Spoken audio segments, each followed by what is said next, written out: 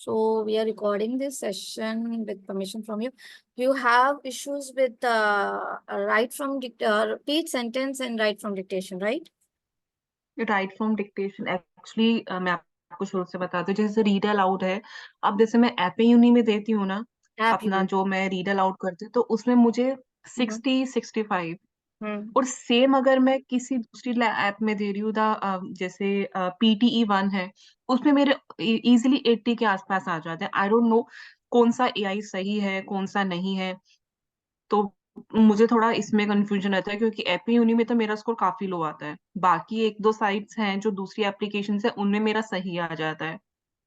अच्छा, ठीक है। ये आपने बहुत अच्छी बात कैच की कि एटलीस्ट आपको ये पता है। असल में बहुत से लोगों को ये बात नहीं पता, तो वो क्या करते हैं, वो डिसहार्टेंड हो हाँ। जाते हैं, डिमोटिवेट हो जाते हैं कि उनको लगता है उनकी गलती है। ठीक है, यहाँ पे एटलीस्ट आपको ये समझ आ गई है कि 100% आपकी गलती नहीं है। देखिए, ये जो कि अच्छी चीज़ है आपके साइड से प्रोग्रेस। मैंने 50 लेक्चर्स फ्री दिए होंगे और कहीं पे भी मैंने किसी के मुंह से ये बात नहीं सुनी। द थिंग इज कि ये सारे जो है ना, ये थर्ड पार्टी ओके। एप्लीकेशंस हैं। इनका जो सॉफ्टवेयर है या जो इनका एआई है वो इतना अच्छा नहीं है जितना पियर्सन का अपना है। अब इवन मेरे भी ओके तो 70 से कभी ऊपर नहीं मैं आए। हम्म, ठीक है, ऐप यूनी में ये एपी यूनी नहीं है, ऐप यूनी। हम्म, बंदर है ना, बंदर को ऐप कहता है। तो असल में उनका सॉफ्टवेयर जो है वो हाँ हाँ हाँ। ठीक है। दूसरी बात, हम जैसे बात कर रहे हैं ना, मैं और आप, तो हम पंखा खोल देते हैं तो उसका शोर होता है। उसका शोर भी वो ऐप यूनी पिक करता है। और उसकी वजह से अगर जो रेड रेड आ रहे होते हैं ना, वो सिर्फ शोर की वजह से हो रहे होते हैं।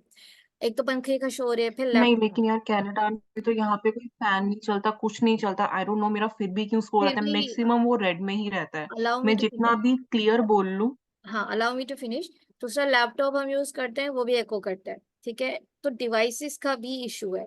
अगर आप हेडफोन यूज करेंगे तो भी वो करेगा। ठीक है, तो ये थर्ड पार्टी एप्लीकेशंस हैं। ये ओके। डिवाइसेस भी जो पियर्सन की अपनी हैं वो बहुत अच्छी होती हैं, वहाँ पे जो यूज हो रही होती हैं, जो सेंटर में उन्होंने रखे हुए होते हैं। और दूसरे जो उन्होंने हेडफोन्स रखे हुए हैं वो बहुत अच्छे हैं। तीसरा, उनका जो एआई। तो ये तीन डिफरेंसेस हैं। हम जब घर पर प्रैक्टिस करते हैं, मेरा रियल एग्जाम में, अच्छा, मैंने पियर्सन के इवन ऑफिशियल मॉक्स भी लिए थे। उसमें मेरे 77 से अबव आए ही नहीं। मैंने 4 लिए थे, ठीक है, और वो अच्छा खासे मुझे 30,000 के पड़े थे। रियल एग्जाम में मेरे 87 आ गए। हालांकि ऐप यूनी में भी मेरे 80 से ओके। कभी अबव नहीं गए। तो कहने का मकसद ये है कि थर्ड पार्टी एप्लीकेशंस हैं जो कभी कभी आपके एक्सेंट को नहीं समझ पाती। उनका बहुत अभी तक पियर्सन का जो एआई है ना, वो कोई क्रैक नहीं कर सका। वो लोगों ने बहुत महंगे महंगे सॉफ्टवेयर बनाए। पाकिस्तान में एक खातून है, वो कहती है मेरे पास है, और वो अच्छी खासी एप्लीकेशन फी लेती है, मगर वहां पे भी लोग नहीं कर पाए। ठीक है, तो अगर आपके फॉर एग्जाम्पल 60 आ रहे हैं तो हम्म। वहां आपके प्लस माइनस 65 आ जाएंगे। ये इतना मैं आपको बता दूं, और ये ट्राइड एंड टेस्टेड है। मेरे बहुत से स्टूडेंट्स को मैंने जब स्पीकिंग में हेल्प की तो उनके 90 भी आए हैं, जबकि उनके 60 आ रहे होते थे। ठीक है, तो ये चीज आप टेंशन ओके। से उतार दें। ठीक है, तो आप अगर कह रही है ना, तो ये तीन सारे थर्ड पार्टी हम्म। एप्लीकेशन है। इवन ऐप यूनिक अगर आप सेलफोन में यूज करेंगी ना रीड अलाउड का, तो कंप्यूटर पे आपके 60 आ रहे होंगे और हम्म। सेलफोन में आपके 65-70 आ रहे होंगे। क्योंकि सेलफोन का जो स्पीकर है उसमें वाइब्रेशन का ओके। इशू नहीं आता। तो ये प्रॉब्लम्स है। बाकी हाँ, ये हम्म। हो सकता है कि आप उसको पढ़ कैसे रही हैं, नेचुरल पोजेस ले रही हैं कि नहीं ले रही, आप उसको लफ्ज प्रोनाउंस कैसे कर रही हैं, ये भी है। क्योंकि अगर नेचुरल पोजेस अगर कॉमा है तो आपको थोड़ा सा वेट करना पड़ेगा।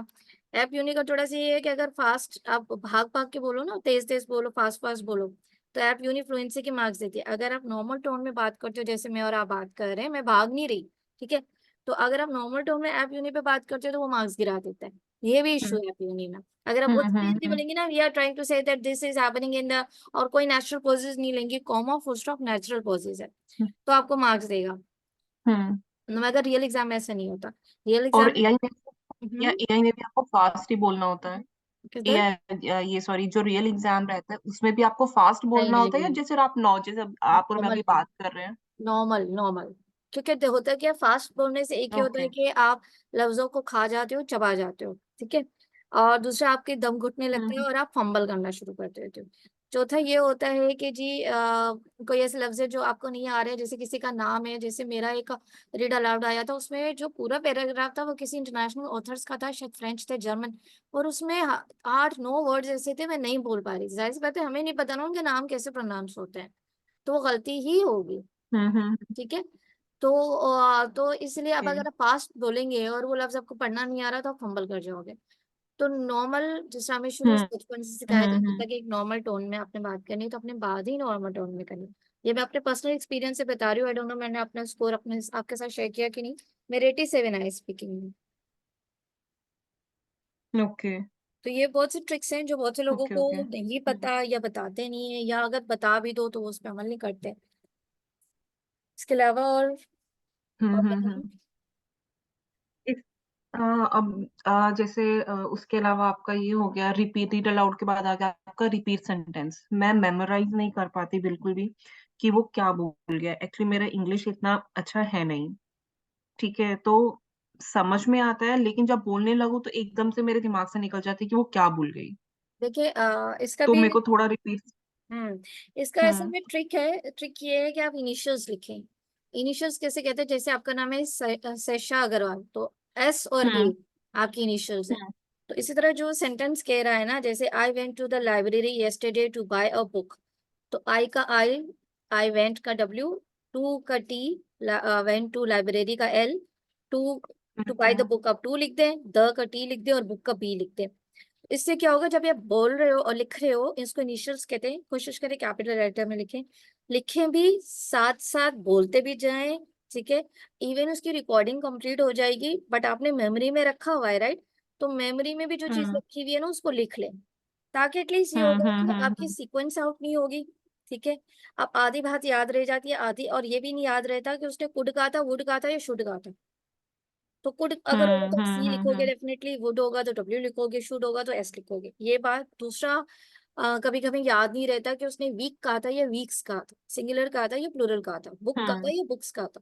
तो इसमें यह है कि आप इनिशियल्स लिखेंगे हम्म कैपिटल में, तो बुक्स अगर कहा था तो उस बी के साथ छोटा सा एस लिखते हैं, ताकि आपको याद रहे कि इसने बुक्स कहा था। हम्म ये दोनों चीजें ना आपकी राइट फ्रॉम डिक्टेशन और रिपीट सेंटेंस दोनों के लिए। Repeat sentence, right from dictation same चीज है, आपको मेमोरी में रख के वहां पे बोलना होता है, यहाँ पे टाइप करना होता है, राइट? यही हम्म तरीका है। शुरू शुरू में थोड़ा उलझन होती है। मेमोरी में याद करने का किस तरीके होता है कि आप सुनते हो और मेमोरी में याद रखते हो, तो आपके दो सेंसेस काम कर रहे हैं। जब आप लिखते हो तो आपके चार सेंसेस काम करते हैं, आपके हाथ, आपकी आंखें, आपका कान, आपका दिमाग।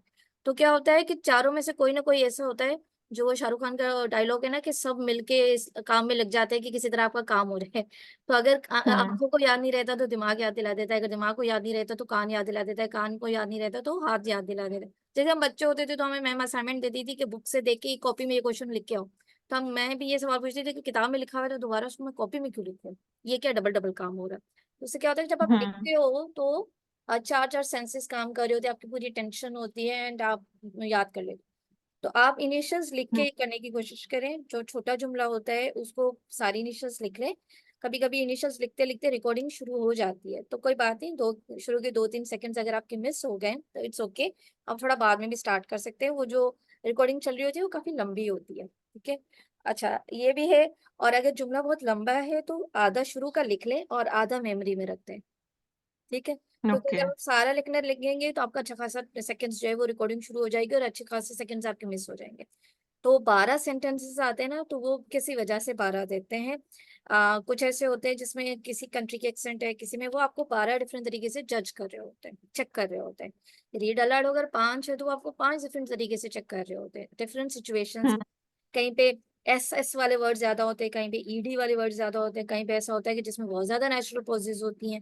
कुछ ऐसे वर्ड्स होते हैं रीड अलाउड होते हैं जिसमें पॉजेज ही बहुत कम। कुछ ऐसे होते हैं, जैसे मैंने इंटरनेशनल ऑथर वाली बात की, कि ऐसे लफ्ज होते हैं जिनमें बहुत कम है जो आप बोल पाते हो। ठीक है। तो 12 वो देते हैं रिपीट सेंटेंसेस, और राइट फ्रॉम डिक्टेशन भी 3-4 देते हैं। तो वो डिफरेंट तरीके से आपको जज कर रहे होते हैं। तो यही तरीका है। आपको शुरू में थोड़ा लगेगा कि आपकी सिंक्रोनाइजेशन नहीं हो रही है लिख के और याद करके और बोल के, but believe me, my personal experience, आप भी मुझे दुआएं दोगे कि ये बिल्कुल ही अच्छा उन्होंने बताया था। हम्म ये तरीका है। तो ये दोनों राइट फ्रॉम डिक्टेशन के लिए भी आपके काम आ जाएंगी, और रिपीट सेंटेंसेस। रिपीट सेंटेंस में I don't know additional words बोलने से कोई फायदा है कि नहीं, मुझे नहीं पता। जो मैंने चीज नहीं की मैं किसी को नहीं बता सकती। जैसे बहुत से लोग कहते हैं कि रिपीट सेंटेंसेस में और राइट फ्रॉम द डिक्टेशन में ना, जब आपने टाइप कर लिया तो आखिर में द जो आर्टिकल्स है वो लिख लें, द या एन। तो जो ये शख्स हम्म थे, मैंने उनसे पूछा था कि इसकी वजह क्या है, तो वो उसने मुझे जवाब नहीं दिया। देखिए, एडिशनल वर्ड्स अलाउ का मतलब ये है कि फॉर एग्जांपल जैसे राइट फ्रॉम डिक्टेशन की बात की जाए, I don't know about repeat sentence.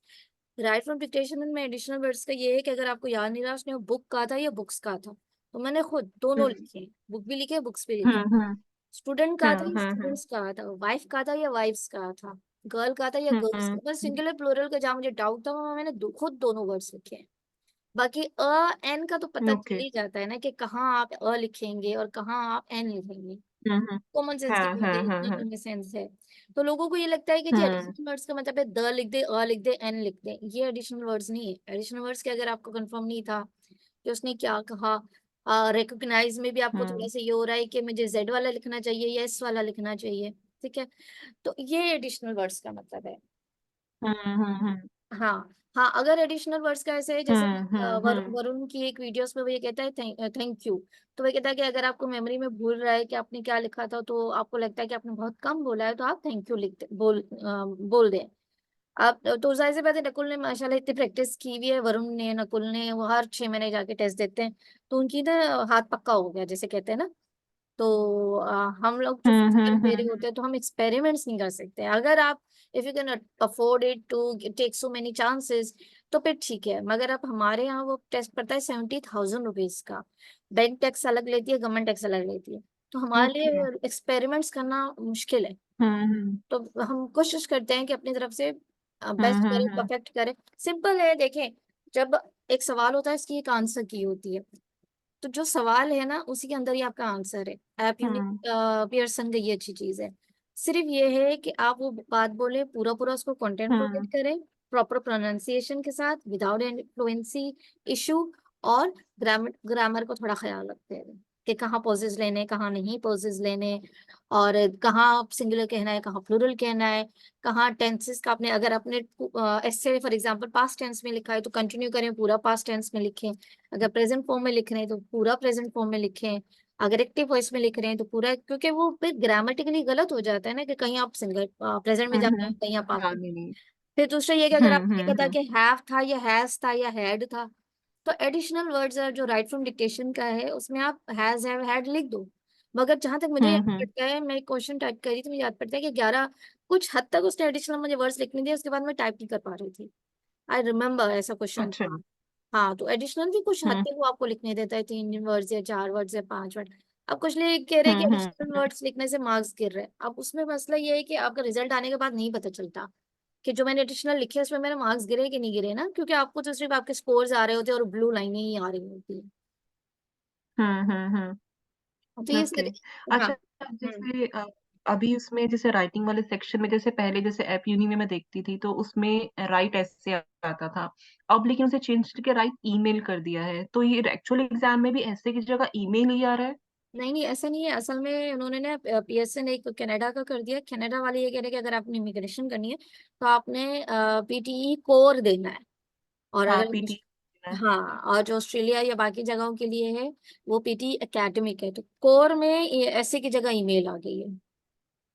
अच्छा, write from sorry respond to a situation. हाँ, ये भी कोर में ये आ रिटन गया। लेक्चर को रिप्लेस किया है, रिस्पॉन्स सिचुएशन।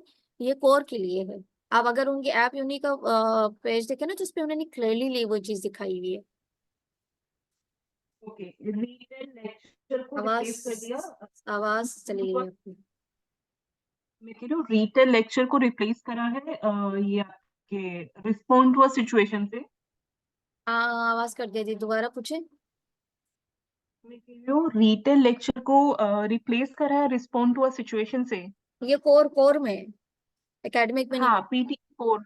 हाँ हाँ पीटी कोर ही देना है मुझे। हाँ हाँ, तो यही है। उसमें भी यही तरीका है, जो रिटेल लेक्चर की आपकी स्ट्रैटेजी थी वही कोर की स्ट्रैटेजी है। क्योंकि रिस्पॉन्ड टू सिचुएशन का मेरे पास में वो टेम्पलेट है नहीं, वो मुझे दिखना पड़ेगा देखिए, बिकॉज अभी सिंपल तक तो मैंने एक बार। सिंपल है, सिंपल है। ऐप यूनिट जो सवाल देता है ना उसके नीचे की भी देता है ना। हाँ हाँ हाँ बस उसको देखो हाँ उसने देता है। कैसे, उसने कैसे आंसर्स कर रहा है, वही आप यूज कर लें। देखिए, टेम्पलेट मैटर नहीं करता। मैटर ये करता है कि आप उसको जवाब में क्या दे रहे हैं। आपके टेम्पलेट में जो अल्फाज लिखे हुए हैं ना, वो आंसर की में नहीं है, क्योंकि आपका टेम्पलेट कुछ और होगा, मेरा टेम्पलेट कुछ और होगा। जो असल मकसद ये है कि वो आपने जो उसने बात कही है वो आप कितनी दोबारा उसको बोल पाते हो, कितना कंटेंट बोल पाते हो, किस प्रॉपर प्रोनाउंसिएशन के साथ और प्रॉपर फ्लुएंसी के साथ।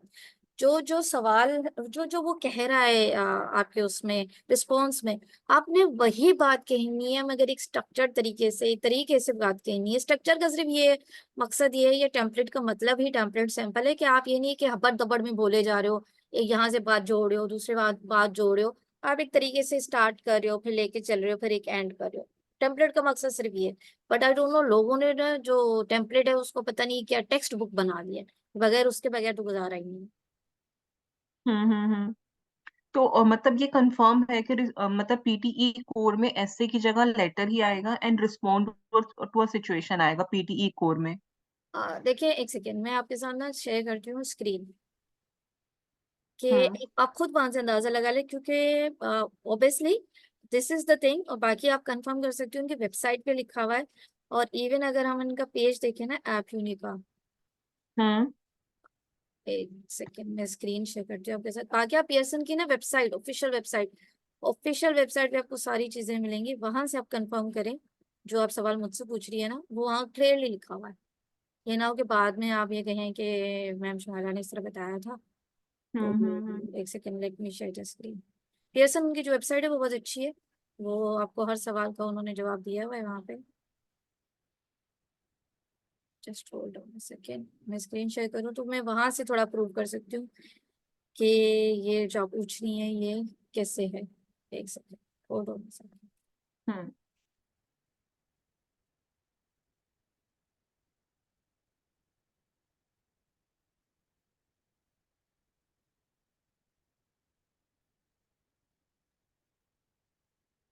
आपको स्क्रीन दिख रही है? हाँ दिख रही है। अब अगर आप इसमें जाए ना, ये देखिए प्रैक्टिस में, तो उन्होंने खुद यहाँ एकेडमिक लिखा हुआ है, यहाँ कोर लिखा हुआ है। तो अगर आप कोर प्रैक्टिस करिए तो आप इसको चूज करें। ठीक है, ये पीटी कोर उन्होंने खुद भी लिखा है, यूज फॉर कैनेडियन इमिग्रेशन और work visa application. PT academic इसलिए okay. Use for global university applications, various Australian and New Zealand visa applications, example immigration और work visa and UK work और स्टूडेंट वीजा एप्लीकेशंस। ठीक है। हम्म। हाँ, तो इस संसार में कि कोई हो जो आपके सवाल का जवाब दे, हर चीज, everything is available on internet. And internet is something that you can even access right at 3 AM in the morning also. तो आप जब ये आप कोर चूज करेंगे, तो उन्होंने बता दिया कि यहाँ पे रिपोर्ट टू सिचुएशन है। अब आप टेम्पलेट की बात कर रही थी, तो मैंने हम्म कभी ये कोर को प्रैक्टिस नहीं किया, आपके सामने ही मैं पहली दफा उसको सर्च कर रही हूँ। तो मैंने अकेडमी दी। अब ये देखिए, हम्म। ये आ गया रिस्पॉन्ड टू सिचुएशन का क्वेश्चन। थोड़ी देर हम इसको देते हैं। ठीक है, ये वो कर ले, फिर आप क्लिक टू स्टार्ट करें और ये करके हाँ। अ, एक सेकेंड। ठीक है, आप इसको सबमिट कर दें। सबमिट इसलिए मैं कर रही हूँ कि ये आपको नीचे आंसर देगा। हम्म। तो ये देखिए, इन्होंने खुद आंसर दिया है कि आपने आंसर है, hey guys, hope you all enjoying our picks. I have noticed a few of our shared books haven't made their way back to our library. तो ये उन्होंने खुद जो सिचुएशन थी, जो सिचुएशन दी गई थी, उसको उन्होंने बताया कि आप आंसर। हम्म तो जो जो यहाँ सवाल है, उसके हर सवाल के नीचे उन्होंने एक आंसर दिया हुआ होगा। आप वहां से भी प्रैक्टिस कर सकती है। अगर आप इसको वो कर लेना, बाय इसकी सब्सक्रिप्शन, वैसे ये 5 फ्री कूपन्स देता है, आपने यूज किया, आपको पता होगा। वरना सब्सक्रिप्शन तो इन्होंने हाँ खुद नहीं, मैंने तो इसका 1 मंथ का सब्सक्रिप्शन लिया था तो मेरा भी जस्ट आज ही खत्म हुआ है वो। तो फिलहाल आप कूपन पे प्रैक्टिस कर ले, फिर बाय कर लीजिएगा। You are leading a community book club and during this month, ये क्वेश्चन था जिसकी ट्रांसक्रिप्ट उन्होंने डाल। Hmm. During this hmm month waiting you discover several books are missing from the club's library. हालांकि मैं आपके सामने फर्स्ट टाइम खोल रही हूँ, मैंने कभी इसको एड्रेस हम्म नहीं किया। You want to address the issue respectfully, reminding members to return book on time for everyone's benefit. What would you say to the members? तो ये सिचुएशन थी जो उसमें थी ऑडियो में। फिर आपने उसको ये खुद बता रहे कि आपने आंसर कैसे करना है। तो इसी तरह हर सवाल के नीचे उन्होंने आपको दी भी होगी। बस कहानी सिर्फ ये है कि आप उसको एटलीस्ट वो सारी चीजें प्रोवाइड करो जो उसने कही। तो आपको देखें, इसने वर्ड लिखा हुआ है कम्युनिटी, तो आप देखें यहाँ उसने कम्युनिटी, बुक्स क्लब भी वर्ड सेम आ गया, ये रहा बुक्स। ठीक है, फिर मंथ्स मीटिंग, तो ये भी बुक्स है आपकी। वेरी देम नेक्स्ट मीटिंग, ये ला मीटअप हो गया। और ये मीटिंग वर्ड भी, समझ रही हो बात को? कि देखें, हम्म। जो उसने कहा है आप वो कहोगे ना, वो कहेगा हाँ, ये लफ्ज भी उसने बता दिया जो मैंने पूछा था। ठीक है, फिर आपकी मिसिंग का भी कहीं वर्ड होगा, मिसिंग है, change in system in books वगैरह, तो आपको देख लीजिएगा, लाइब्रेरी भी उसने वर्ड कहा होगा। तो वो ये है कि वो जो बात कर रहा है वही आप बात रिपीट करो, ठीक है, और उसको जितना, ये रहा लाइब्रेरी, ये भी लाइब्रेरी लिखा हुआ है, ये भी लाइब्रेरी लिखा हुआ है, तो एटलीस्ट 15 लफ्ज जो है ना वो आप कोशिश करें कि आप बोलें जो टेक्स्ट में कही गई थी। तो जैसे जैसे वो बोलता है वैसे वैसे आप नोट करते जाओ, ठीक है, कि क्या क्या कीवर्ड्स कहे थे, और फिर आपने उसको एक स्ट्रक्चर तरीके से कहनी है कि वो जो 15 वर्ड कीवर्ड्स हैं वो आपने किए कि नहीं किए, रिपीट किए थे या नहीं, ठीक है। अगर आप टेम्पलेट की तरफ जाओगे तो आप खुद बताओ, क्या टेम्पलेट के लफ्ज उसके आंसर की में होंगे? हम्म। नहीं होंगे ना, क्योंकि नहीं होंगे। टेम्पलेट एक टेम्पलेट है। ओके। तो इस तरह ये होता है। फाइन। और मुझे थोड़ा फिलिंग द ब्लैंक्स बताओगे? मुझे फिलिंग द ब्लैंक्स में मेरा तो 5 में से मुश्किल से 2 अभी लक चल जाए। अगर इजी आ रहा है तो मेरे 5 में से 4 भी ठीक हो जाता है, लेकिन फिलिंग द ब्लैंक्स मेरा बहुत ही वो है। क्या कहते हैं आपका ये समराइज, नहीं नहीं नहीं, रीऑर्डर पैराग्राफ। रीऑर्डर पैराग्राफ तो मेरा काफी इम्प्रूव हो गया है, उसमें अब मुझे प्रॉब्लम नहीं आती है। रीऑर्डर पैराग्राफ 10 में से मेरे 8 तो ठीक ही होते हैं जब मैं प्रैक्टिस करती हूँ। मेनली है फिलिंग द ब्लैंक्स में। लेटर ब्लैंक्स में भी ये है कि आपकी स्पेलिंग का डिपेंड करता है। फिर वही एस वाली बात कि उसने ट्रांसक्रिप्ट कहा था या ट्रांसक्रिप्ट्स कहा था। फिर ये नहीं कि, नहीं, जैसे ऑप्शन दिए होते हैं ना फिलिंग द ब्लैंक्स में। अच्छा अच्छा, रीडिंग राइटिंग वाले, हाँ हाँ हाँ। उसमें पहली सेंस ये है कि सबसे पहले जब आप प्रैक्टिस करो तो आप, मैं अपना बताती हूँ, मैं प्रैक्टिस करती थी तो ये था सिलसिला कि पहले मेरे मार्क्स नहीं आ रहे होते तो मैंने एक दिन पूरे आधा घंटा लगा के एक ही पैराग्राफ पे काम किया, हालांकि आपके पास सिर्फ 2 मिनट होते। तो मैंने कहा देखो ये हो है क्या, भला ना क्या चीज है। तो मैंने ये देखा कि सबसे पहले आपको समझ आनी चाहिए कि पैराग्राफ किस चीज के बारे में बात कर रहा है, ठीक है। अब क्या होता है कि हम अगर फॉरेन ब्लैंक की तरफ जाते हैं तो हम ड्रॉप डाउन करते हैं, जो और 4 लफ्ज के हमें जो समझ आ रही होती है वो हम चूज कर लेते हैं, ऐसा नहीं है। आपको सेंस समझना है जुमले का। तो शुरू शुरू में आप प्रैक्टिस करें तो एटलीस्ट आप जो पैराग्राफ शुरू से पढ़े और उसको, फॉर एग्जांपल ये है, hey guys hope you are all enjoying our picks, ठीक है। आप ये लाइन मैंने पढ़ी और मैं समझने की कोशिश करूँ कि ये बंदा कहना क्या चाह रहा है, किस चीज के बारे में बात हो रही है, नहीं समझ आया। I have noticed few of hmm our shared books haven't made their way back to a library. अच्छा, बात हो रही है कि कुछ किताब हैं जो इशू किए गए थे जो कि वापस नहीं रिटर्न हुए, ठीक है। Totally understand things can slip our minds, के कुछ चीजें जो हमें भूल भी जाती हैं, but let's try to keep track. तो उसको उर्दू में या किसी भी लैंग्वेज में आप दिमाग में ट्रांसलेट करेंगी तो आपको समझ आएगी कि बात क्या हो रही है। तो पहले आप उस पैराग्राफ को पढ़िए, एग्जाम के लिए नहीं बता रही है मैं, प्रैक्टिस के लिए बता रही हूँ। एग्जाम के लिए तो डेफिनेटली आपके पास हम्म 2 मिनट होंगे। फिर आपने पूरा पैराग्राफ समझ लिया, समझ आ गई, आप आहिस्ता आहिस्ता प्रैक्टिस करें कि जी मैं वो लाइन समझने की कोशिश कर रही हूँ जिसमें ब्लैंक है। पूरी लाइन पढ़े, समझे वो कहना क्या चाह रहा है, अभी ड्रॉप डाउन ना करें। फिर ड्रॉप डाउन करें और देखें इनमें से जो 4 लफ्ज हैं इसको मुझे किस किस के मीनिंग आते हैं। अभी ये ना देखे कि चूज कौन सा करना है, किस किस के मीनिंग आते हैं। अब जाहिर सी बात है, अगर आई डोंट नो आपकी वोकैबुलरी कितनी अच्छी है, फॉर एग्जाम्पल हम ये बात करते हैं, हमारे पास स्टूडेंट आते हैं जो बिल्कुल ही जीरो वोकैबुलरी के हैं। अब उनके हम्म लिए उनको पढ़ाना ज्यादा मुश्किल है। मैं उनको कहती हूँ पता है मैं से किस लफ्ज का तुम्हें मीनिंग समझ आ रही है, कहते हैं कि इन दो की ये आती भी नहीं। मैंने कहा अच्छा इनको एक एक करके जुमले में रख के देखो और सुनो जुमले को सुनने में कैसे मुनासिब लग रहा है कि नहीं। आप कह रहे हो ना मैं इंग्लिश सुन, मतलब इंग्लिश अच्छी नहीं है तो सुनने तो में है, तो कम से कम सुन के बात अच्छी लग रही है, यही बहुत बड़ी बात है कि सेंस करिए कि नहीं। क्योंकि उसमें जो ऑप्शंस दे रखे होते हैं वो भी मतलब इतने हार्ड वर्ड्स होते हैं जो आप डेली यूज में यूज भी नहीं करते हो। हाँ, बहुत ही मुश्किल सुने भी, वर्ड्स होते मैंने हैं। सुने भी होते हैं। आप माशाल्लाह कनाडा में रहती हो तो आपके तो आते जाते लोगों ने लफ्ज हम्म बोलते होंगे, मूवीज भी देखते हैं हम, हम लोग मोबाइल भी हम्म। चलाते हैं तो फेसबुक पे भी हमारे यहाँ नजरों से गुजरते हैं, तो पढ़े हुए होते हैं, हमने कभी बोले हुए नहीं होते। तो उसका तरीका ये होता है, आपने जुमला फॉर एग्जाम्पल किसी चारों में से किसी का भी मीनिंग नहीं आ रहा, अगर आ रहा है तो जो मुनासिब लग रहा है वो डाल, नहीं आ रहा तो एक एक वर्ड डाल के फिर पढ़ के उतनी थोड़ी सी 3 4 जो उससे ब्लैंक से पहले लफ्ज है ब्लैंक के बाद पढ़ के देखिए कि सुनने में पढ़ने में कौन सी चीज मुनासिब लग रही है। यही तरीका है जिनको बिल्कुल भी वोकैबुलरी नहीं आती। तो मेरे स्टूडेंट्स अब माशाल्लाह इंप्रूव कर रहे हैं। तो पहले 30 मिनट्स में वो करते थे और उनको समझ नहीं आती थी, अब 4 मिनट लगाते हैं और 3 में से 5 में से 3 उनके ठीक हो जाते क्योंकि अब मैं उनको वर्ड की वोकैबुलरी तो नहीं रटा सकती ना। वो हम्म। मैं मुझसे पूछते भी इसका क्या मतलब, मैं कहती हूँ मैं वहां नहीं होंगी, तुम्हें जो समझ आ रहा है पहले मुझे बताओ क्या समझ आई, कहानी समझ आई कि नहीं आई। तो it's taking me time hmm to bring them to this. पहले तो मानते नहीं, कहते नहीं।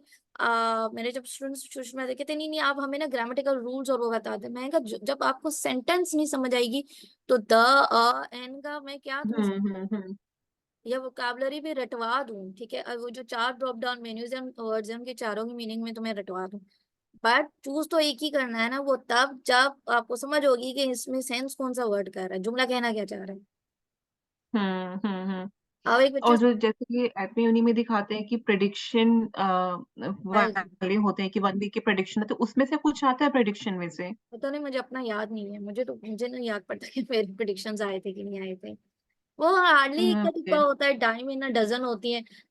अब डेटा बैंक इतना बड़ा है, 1000 क्वेश्चंस पड़े हुए हैं। अब ये खुद देखे ना, ये क्वेश्चन, इस क्वेश्चन का हम्म आंसर ये है 48, ठीक है। तो आपको 48 में से आप कितने वोकैबुलरी याद कर लोगे।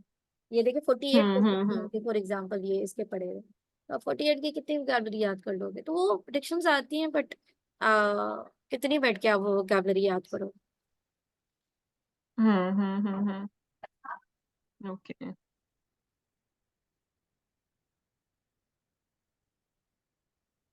तो ये है, और कुछ पूछना है आपने। नहीं, और तो कुछ नहीं, बस मुझे थोड़ा जो जो प्रॉब्लम आती है वो जो आपने बताई दिया मुझे रीड अलाउड का, कि थोड़ा जैसे एपी यूनि का थोड़ा अलग है, एआई हाँ, वहां का हो सकता है अलग हो, तो बेटर स्कोर आए। ये भी ना ट्राई करें। अब आप यूनी को लैपटॉप पे करें, उसी क्वेश्चन को, नंबर लिखे हुए होते हैं ना, उसी क्वेश्चन को सर्च कर लें, ठीक है। और उसी को फोन में करेंगे, आपके मार्क्स में डिफरेंस होगा 10 मार्क्स का। Okay okay okay okay. Hmm. ठीक है।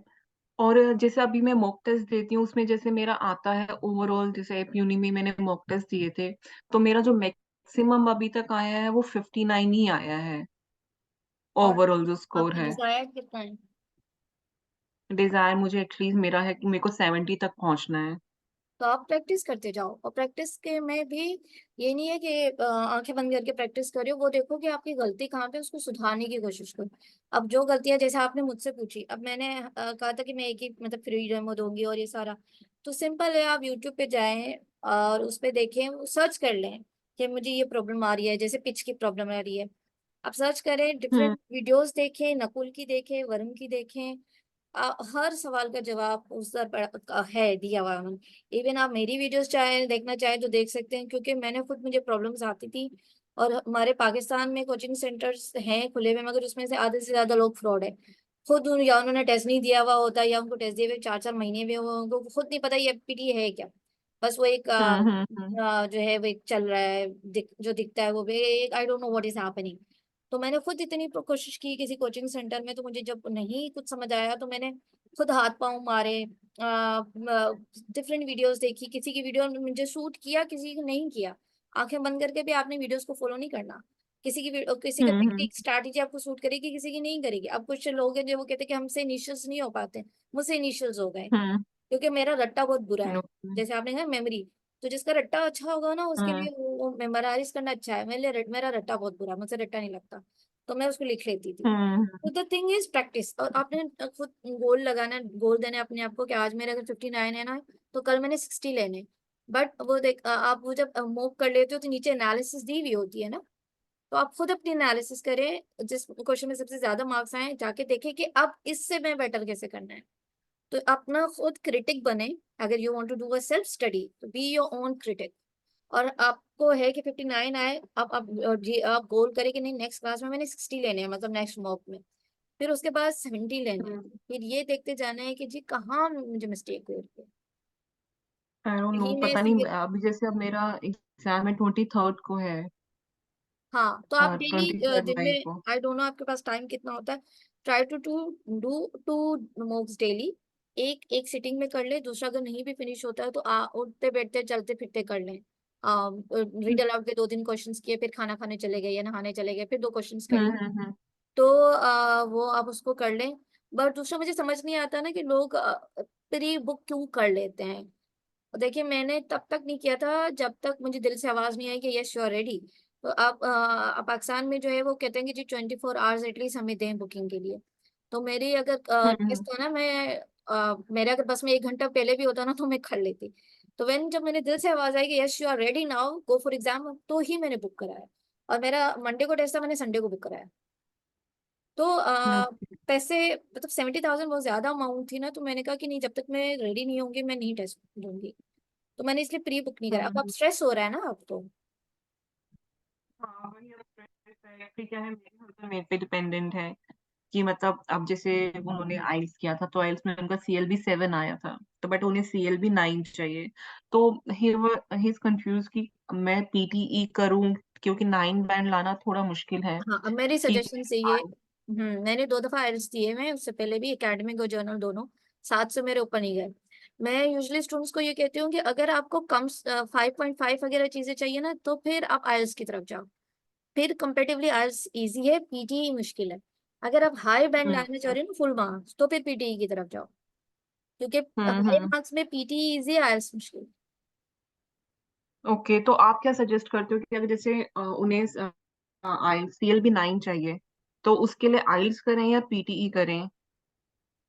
मेरे पीटीई मेरे फुल मार्क्स आए, मेरे 8 ईच आए हैं ना। तो मुझे 8 ईच ही रिक्वायर्ड थे। तो मैंने 8 ईच ही आए हैं। और मेरा जो पर्सनल, अगर मुझसे पूछेंगे पर्सनल एक्सपीरियंस है, तो I would suggest if that person, if he wants highest marks, full marks, तो जो है वो पीटी की तरफ जाए। शर्त ये है कि आपने इसको इजी नहीं लेना। ये इजी लगता है, ये इजी है नहीं। हम्म। कि इसमें फुल प्रैक्टिस चाहिए। तो एक लफ्ज की भी, जैसे बहुत से वीडियोस आप नेट पे देखोगे, उन्होंने कहा ये क्वेश्चन छोड़ते हैं, ये इतना मैटर नहीं करता, ये इतना इजी नहीं है। भाई जब आपने फुल मार्क्स लेने हैं तो पेपर भी आपको फुल अटेम्प्ट करना पड़ेगा। बिल्कुल जो शख्स टैप करना जिसको पड़ेगा। जिसको 65 चाहिए, तो वो चॉइस पे क्वेश्चन छोड़ सकता है। बट जिसको चाहिए ही फुल हम्म मार्क्स, तो वो पेपर भी फुल अटेम्प्ट करेगा। उसमें कुछ गलतियां आपसे होंगी, कुछ एआई आपकी गलतियां निकालेगा। तो अगर आप 70 की हम्म। प्रैक्टिस करोगे तो आपकी 60 आएंगे। ठीक है, अगर आप ओके। 70 मार्क्स का पेपर अटेम्प्ट करोगे, तो बहुत से वीडियोस ये थी कि जिसमें कहते हैं कि ये क्वेश्चन मैटर नहीं करता। एंड बिलीव मी, जो इसमें कह रहे होते हैं ना, मैंने इतने 50, मैंने आपको बताया था कि मैंने फ्री डेमोस दिए हैं, और आप देख भी लीजिएगा, मैंने चैनल शेयर किए। बिलीव में जो भी लोग मुझे हम्म बताते हैं ना, वो अपने स्कोर शेयर करते हैं। जो ये क्वेश्चंस होते हैं ना, जिसको कहते हैं अटेम्प्ट ना करें, वहीं पे उनकी वजह से, उसी उसी एक क्वेश्चन की वजह से उनके मार्क्स गिरा हुआ होता है। 79 चाहिए हुए होते हैं, हाईएस्ट जो आप पीटी में आपको चाहिए होते हैं ना, वो 79 होते हैं। वो 77 पे हम्म उनका स्कोर रुक जाता है। भाई वो एक क्वेश्चन कर लेने हम्म। में क्या मसला था? उसके भी तो आपने पैसे दिए हैं। उस टेस्ट, उस वो क्वेश्चन भी तो गुजरा होगा ना नजरों से। अटेम्प्ट कर लेते, क्या था, एक क्वेश्चन ही तो था। जब इतने क्वेश्चंस कर रहे हो, तो एक क्वेश्चन पे क्यों आपने, क्या आपको कौन से पैसे वापस हो गए, या आपको 1 मिनट एक्स्ट्रा मिल गया, क्या हुआ? सो यूजली हम्म। पूरा पेपर अटेम्प्ट करेंगे, 100% अटेम्प्ट करेंगे तो 90 आएंगे, 90% अटेम्प्ट करेंगे तो 80 आएंगे, 80% करेंगे तो 70 आएंगे। कुछ गलतियां आपसे होंगी, कुछ आंसर आपने ठीक नहीं दिए होंगे, कुछ एआई ने आपकी गलतियां पकड़ी होंगी। राइट।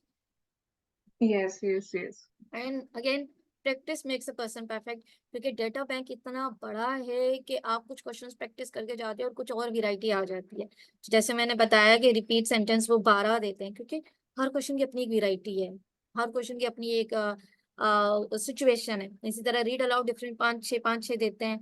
वो हर क्वेश्चन को आपको 5 6 तरीके से वो कर रहे होते हैं, समझने की कोशिश कर रहे होते हैं, कुछ जज कर रहे होते हैं। वरना एक रीड अलाउड दे दे, एक रिपीट सेंटेंस दे दे, इसमें क्या है? But why do they do this? वो आपको डिफरेंट सिचुएशन से चेक कर रहे होते हैं कि आप इस सिचुएशन को कैसे डील करते हैं, इस सिचुएशन को कैसे हैंडल करते हैं। ओके, और रीड अलाउड कितने आते हैं इसमें? 5 6 होते हैं। ऐप यूनिक की अगर मैं आपको दिखा देती हूँ, ये है ना, यहाँ से आपको पता चल जाएगा। उसमें ये हम नीचे गए,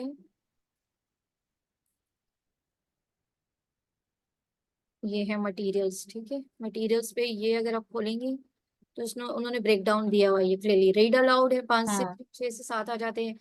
पिच सेंटेंस 10 से 12, डिस्क्राइब इमेज 3 से 4, रिटेल लेक्चर 1 से 2, आंसर शॉर्ट क्वेश्चंस। अब ये आंसर शॉर्ट क्वेश्चंस है ना, अब ये इधर देखें। ये जैसे ये क्वेश्चन है, इसमें 1% है, तो लोग कहते हैं कि जी ये क्वेश्चन छोड़ दें, सिर्फ इसका 1% मैटर करता है। तो भाई 1 मार्क्स भी क्यों छोड़ना? आपने छीन के मार्क्स लेने हैं ना उससे। एक्चुअली। ये अब ये दो कहते हैं 2 मार्क्स को हम्म। छोड़ दे, तो जो 65 के लिए जाना चाह रहा है वो तो ठीक है। अब फुल पेपर में ये सवाल है, 1 नंबर आपने ये छोड़ा, 2 ये छोड़े, तो आपके 3 नंबर चले गए। ठीक है, फिर ये कहते हैं हम्म मैटर हम्म नहीं करता, ये एक एक नंबर का छोड़ दे।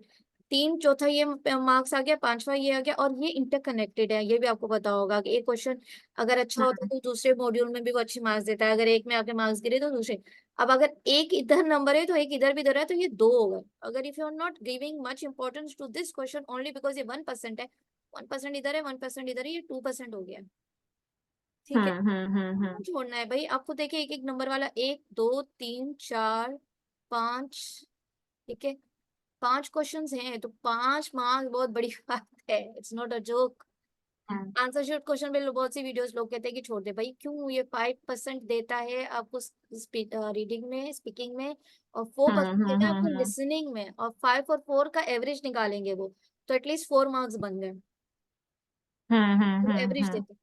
तो जो आपके जो जिनका बता रही है उनको कहेंगे वो पेपर फुल फुल अटेम्प्ट करें, और अपनी तरफ से छोड़ के ना आए क्वेश्चंस चॉइस पे, क्योंकि इसमें चॉइसेस तो है ही नहीं ना कि ये क्वेश्चंस कर लो। हम्म बाकी ये कि प्रैक्टिस करें एज मच एज पॉसिबल। एक दफा जब थोड़े बहुत हैंग होना शुरू हो जाए तो जितने मॉक्स दे सकते हैं दें, इसमें 40 मॉक्स हैं तो आप 40 कर लो, दिन में एक दफा तो कर सकते हो हम्म क्योंकि सिमुलेशन से आप जब खुद को गुजारोगे ना, अलग अलग क्वेश्चन करने से मार्क्स आते हैं, पर जब आप 2 घंटे रियली बैठ के simulate, it's kind of a simulation ना, तो ही आप सीखोगे। तो मैं खुद पढ़ाती हूँ, और मैं ओके कुछ मॉक्स कर रही होती थी, तो 3 4 क्वेश्चंस करती थी, फिर मेरी क्लास टाइम स्टार्ट हो जाता, तो वो मैं वहीं स्टॉप किया और चली गई, आप स्टॉप कर सकते हो बीच में। फिर जो है वो मेरी फिर ब्रेक होती थी, बच्चे चले जाते थे, तो क्लास में बैठ के मैंने फिर क्विज रिज्यूम कर लिया, फिर छोड़ दिया। फिर मीटिंग्स हो रही होती थी तो लोग मीटिंग कर रहे होते थे, मैं अपने ना वो मोबाइल पे लगी रहती थी। तो देर इज नो एक्सक्यूज ना, सेल फोन इतनी अच्छी चीज है कि आप कहीं पे भी बैठे या बैठ के आप क्वेश्चंस प्रैक्टिस कर सकते हो। यस यस यस ओके तो अब ऐसा तो है नहीं कि बंदे ने जॉब छोड़ी और इसी के पीछे लगे, फिर घर कैसे चलेगा? तो हम्म आपने मैनेज करना होता है। हम्म तो जो रियल मॉक टेस्ट में जैसे आते हैं जो जो मार्क्स आते हैं वो थोड़ा लीनियंट रहता है एक्चुअल एग्जाम हाँ, में एक्चुअल जो एग्जाम में, मार्किंग हाँ, सिस्टम हाँ जी, स्पीकिंग में आपको एक्चुअल एग्जाम में वहां से ज्यादा मिलेंगे अगर आप ऐप यूज नहीं कर रहे हो। हाँ, मगर सबसे मुश्किल वहां पे रीडिंग आता है पार्ट। मेरे सबसे कम रीडिंग में आए, मतलब ये कि सबसे कम मतलब मेरे 81 आए, बाकी में मेरे 87 है, 85 है, 84 है। रीडिंग में मेरे 81 है। अगर मुझे पता था, मुझे ये बात मेंटली में प्रिपेयर थी कि रीडिंग में मेरे मार्क्स नहीं आएंगे, क्योंकि वहां की रीडिंग इससे भी मुश्किल आती है। ओके जो okay fill in the okay blanks reading writing है, और जो fill in the blanks hmm reading है, वो यहाँ से भी मुश्किल आती है। वहां पे ये ग्रामर और वोकैबुलरी तो आप छोड़ ही देना, कोई काम नहीं आती, क्योंकि वो वहां के जो लफ्ज देते हैं ना, वो ड्रॉप डाउन में बहुत मुश्किल देते हैं। और वहां का ओके रीऑर्डर जो ये है ना, ये लाइनें छोटी छोटी है, वहां का रीऑर्डर का एक एक लाइन इतनी पूरा पूरा पैराग्राफ लगता है। तो जब आप कहते हो ना कि मैं भूल जाती हूँ, तो जब आप सेंटेंस पढ़ते हो तो पीछे की कहानी भूल चुके होते हो कि पैराग्राफ में था गया। हम्म ओके ये आपने अच्छा बताया हाँ, क्योंकि हम्म रियल एग्जाम थोड़ा टफ है, जो बात है। और कभी कभी एकदम से पैटर्न चेंज, सेंस क्या कि डिस्क्राइब इमेज तो आता है, बट आपने कभी भी डिस्क्राइब इमेज वो नहीं किया होगा। ये जैसे मेरे पास आया था रिपीट, ये वाला आपका समराइज स्पोकन टेक्स्ट ना, इसमें मेरे पास वीडियो आ गई थी। अब किसी को वीडियो देखने की आदत है तो वो फिर वीडियो पे ही कॉन्सेंट्रेट करेगा, असल में आपको यहाँ पे लेक्चर पे कॉन्सेंट्रेट करना है, वो जो वो बोल रहा है। तो एकदम से वीडियो आ गई, बट अल्लाह का शुक्र है कि मेरा ध्यान वीडियो की तरफ नहीं गया, और मैंने एकदम से आंखें सर नीचे कर लिया, और जो वो बोलते जा रहा था आई वॉज टेकिंग नोट।